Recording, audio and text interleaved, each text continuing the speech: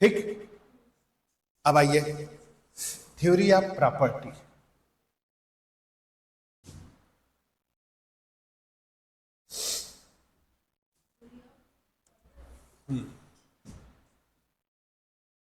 संपत्ति का सिद्धांत।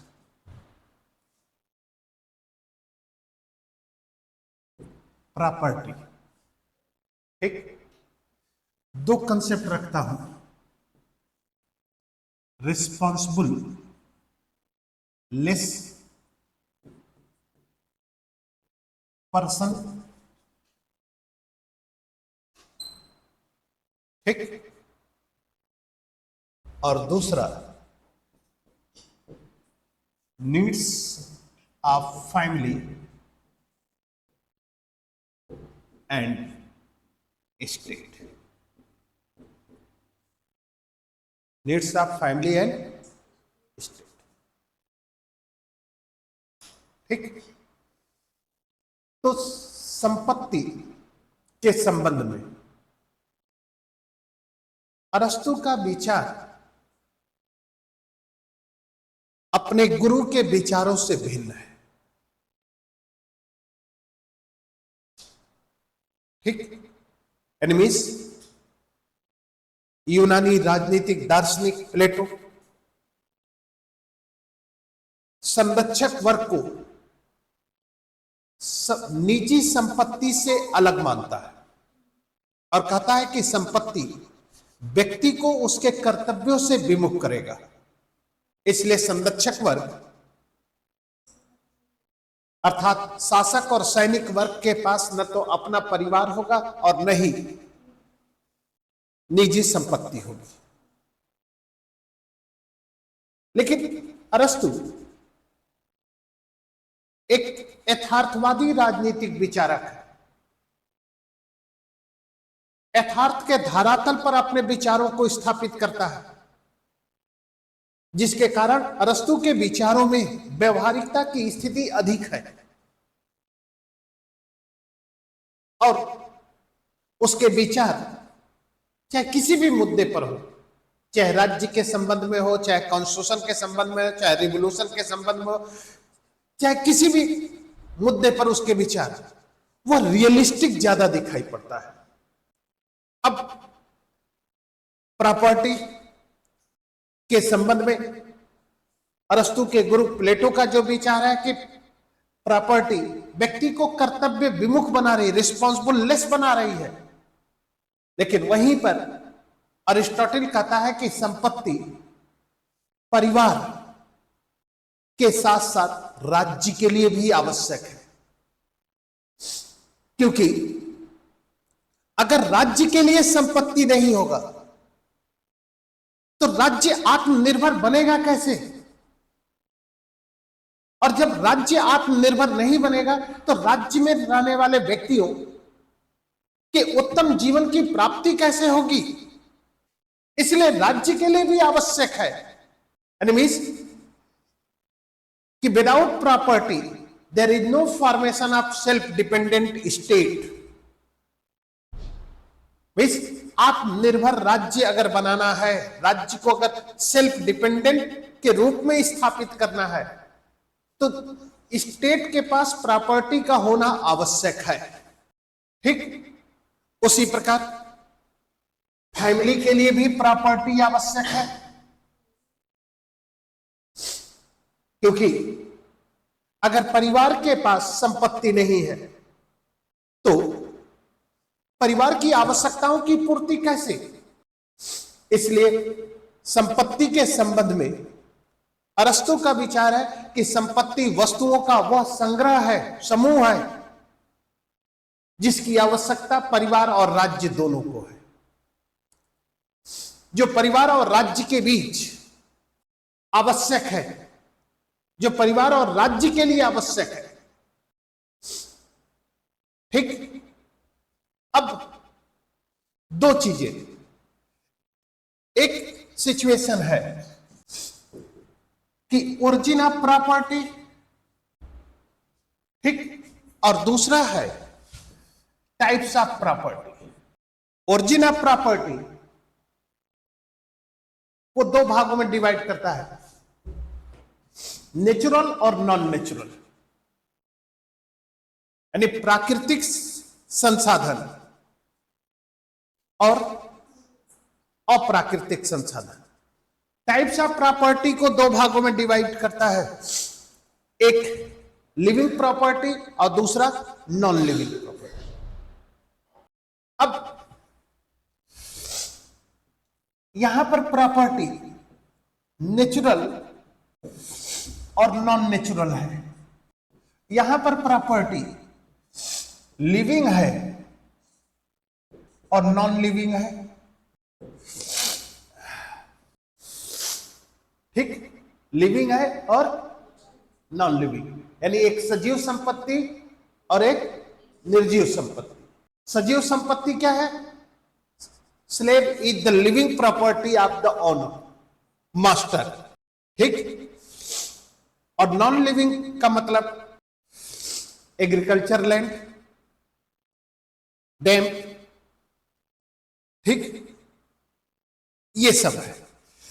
अब नेचुरल में इन ओरिजिन के रूप में जो प्रॉपर्टी की ओरिजिन है, उस प्रॉपर्टी को लेकर वह इसको इंपॉर्टेंस देता है। एनीवेज नेचुरल प्रोसेस को इंपॉर्टेंस देता है और नॉन नेचुरल प्रोसेस को इंपॉर्टेंट लेस मानता है और कहता है कि नॉन नेचुरल प्रोसेस सोसाइटी में अनइक्वलिटी को बढ़ावा देंगे। अब नेचुरल प्रोसेस क्या है? एग्रीकल्चर, ठीक, कृषि,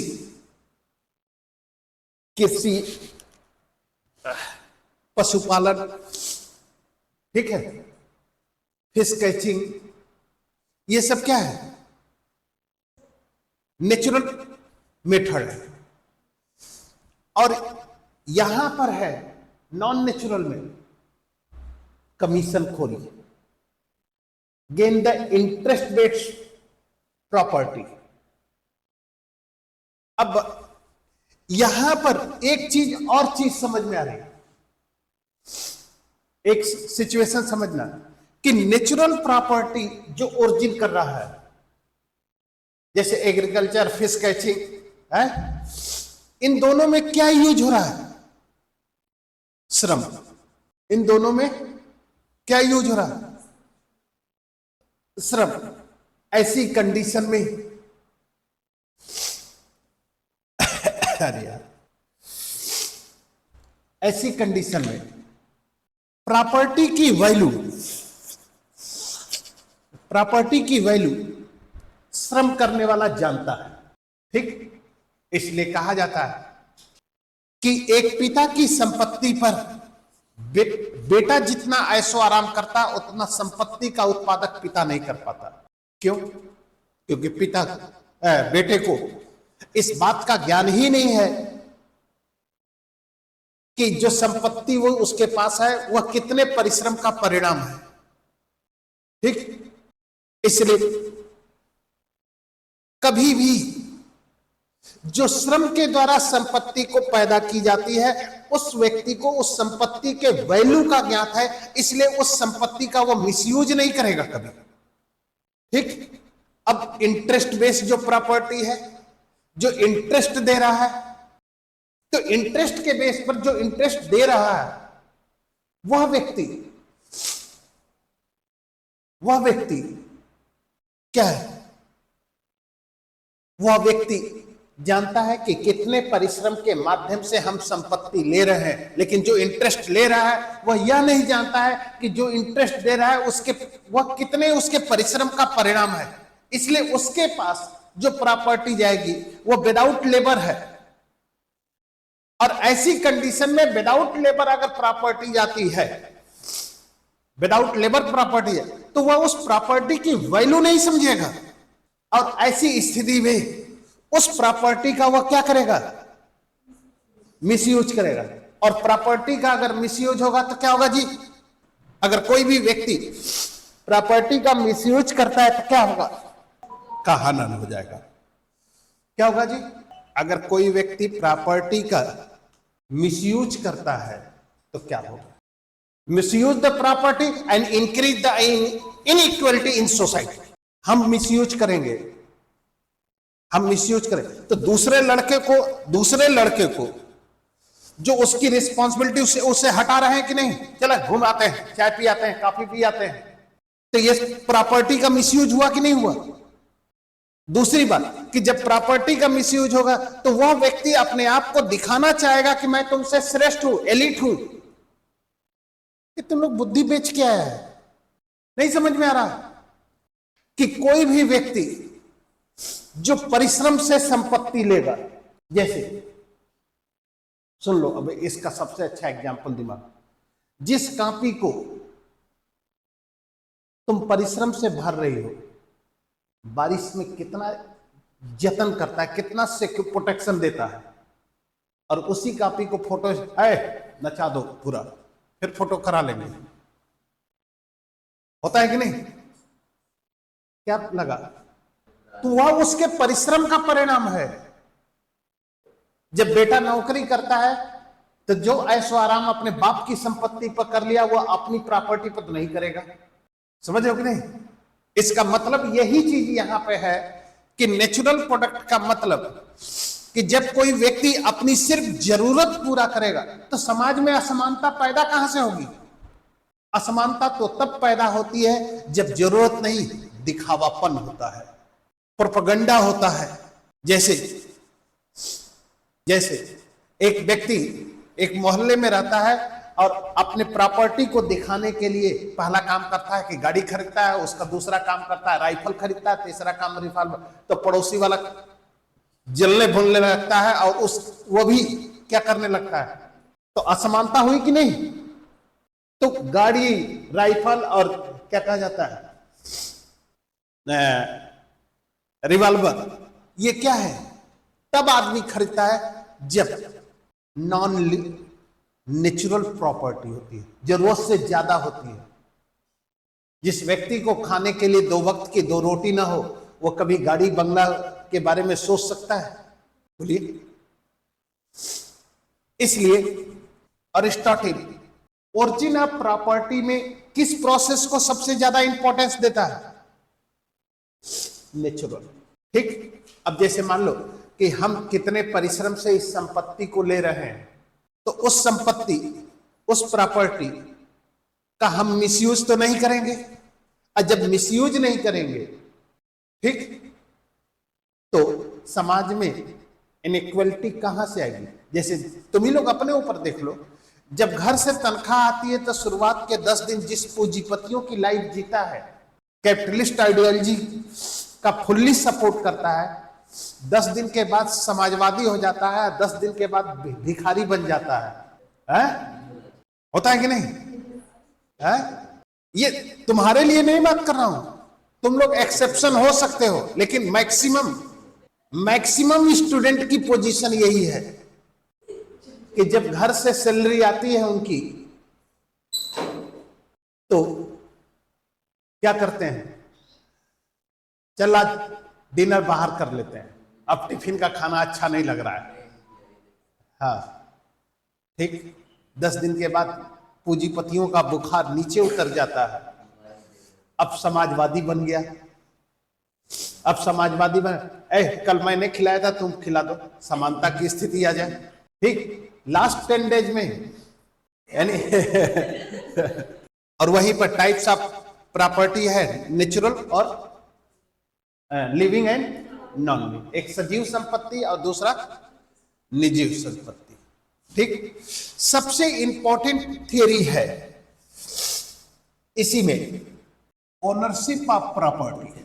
ownership of property, first individual property and social interest, दूसरा social property and social interest, and third social property and individual. व्यक्तिगत संपत्ति, सामाजिक हित, सामाजिक संपत्ति, सामाजिक हित, सामाजिक संपत्ति, व्यक्तिगत हित। व्यक्तिगत संपत्ति, सामाजिक हित, सोशल प्रॉपर्टी यानी सामाजिक संपत्ति, सामाजिक हित, और तीसरा है सामाजिक संपत्ति और सामाजिक व्यक्तिगत हित है? कि व्यक्तिगत संपत्ति होगी उसको सामाजिक हित में खर्चा किया जाए। अब इन तीनों में सबसे इंपॉर्टेंट इस थियरी को देता है, ठीक। And then Aristotle was a first, ठीक, Aristotle was a first socialist thinker, क्योंकि सोशलिज्म में क्या होता है, नेशनलाइजेशन ऑफ प्राइवेट प्रॉपर्टी। तो नेशनलाइजेशन ऑफ प्राइवेट प्रॉपर्टी किस पर्पज के लिए, ठीक। इससे क्या होगा, दीक्षा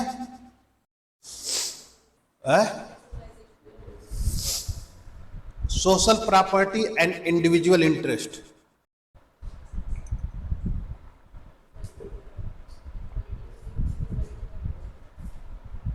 increase the inequality in society, inequality। अरे सरकार की पैसे का व्यक्तिगत हित में करेंगे तो असमानता नहीं होगा, असमानता बढ़ेगी कि नहीं बढ़ेगी, और जब असमानता बढ़ेगी तो क्या होगा, रिवॉल्यूशन होगा। भाई जैसे शासक लोगों के हित में शासन ना करके इंडिविजुअल इंटरेस्ट में शासन करेगा तो उससे अपना उसका फायदा होगा ना। तो जब अपना फायदा होगा तो दूसरा व्यक्ति क्या होगा, डाउनफॉल में जाएगा कि नहीं होगा। तो इनइक्वालिटी बढ़ेगी कि नहीं बढ़ेगी, बढ़ेगी ना। और इससे ओरिजिन ऑफ रिवॉल्यूशन कंडीशन है, यानी क्रांति की परिस्थिति क्या करेगी, जन्म ले लेगी, क्योंकि inequality in the important causes of the revolution, ठीक।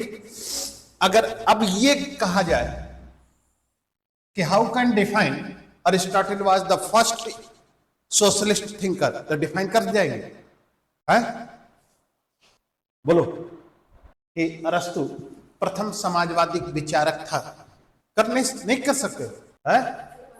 इसमें दो चीजें लेकर चलनी पड़ेगी, एक प्रॉपर्टी को भी लेना पड़ेगा और थोड़ा सा एक रीजन रिवॉल्यूशन का भी कंसेप्ट कजेज में अनइक्वालिटी को डिफाइन करना पड़ेगा, नहीं अनइक्वालिटी आएगी, ठीक। अब अनइक्वालिटी को रोकने के लिए ही individual property and social interest की बात हो रही है, इसमें ये पॉइंट उठाना पड़ेगा, ठीक। अब लीवर सही हो गया तुम्हारा ठीक। ओनरशिप तो पहले एक दो लाइन में प्रॉपर्टी को डिफाइन करो, ठीक, एनिमीज इंट्रोडक्शन, ठीक, क्लियर। अब उसके बाद दूसरा पैराग्राफ उठाओ, प्रॉपर्टी को लेकर उसने क्लासिफिकेशन भी किया, लेकिन लिखना नहीं है, and define the classification of property and classification of origin of property, but the most important thing that is the define of the ownership of property। हाँ, इसको लिख के लाइएगा, इसीलिए हम बता भी रहे हैं, ठीक है। यही ये क्वेश्चन है, how can define Aristotle was the first socialist, ठीक। उसके बाद ये लेकर आएंगे, तीनों ओनरशिप देना पड़ेगा, फिर लास्ट में इसको अब ये चीज दिखाना पड़ेगा तुमको कि इस थियरी के पीछे सपोर्ट करने के पीछे रीजन क्या है, क्योंकि इससे सोसाइटी में अनइक्वालिटी डिक्रीज कर रही है, क्योंकि Aristotle inequality in the important causes of revolution, बस इतना ही ऐड करके। अब जब individual property and social interest है तो सोशलिस्ट व्यू भी यही है, क्योंकि सोशलिज्म का बेसिक कंसेप्ट क्या है, नेशनलाइजेशन ऑफ इंडिविजुअल प्रॉपर्टी, ठीक। व्यक्तिगत संपत्ति कब बढ़ेगी, एक तरफ मैं बता रहा हूं कि व्यक्तिगत संपत्ति कभी भी नहीं बढ़ सकती है अगर नेचुरल ओरिजिन के प्रोसेस को बढ़ाया जाए। समझ रहे हैं? इंडिविजुअल प्रॉपर्टी कब ग्रोथ करती है? जब नॉन नेचुरल प्रोसेस को क्या किया जाता है? बढ़ावा दिया जाता है। ठीक, चलो।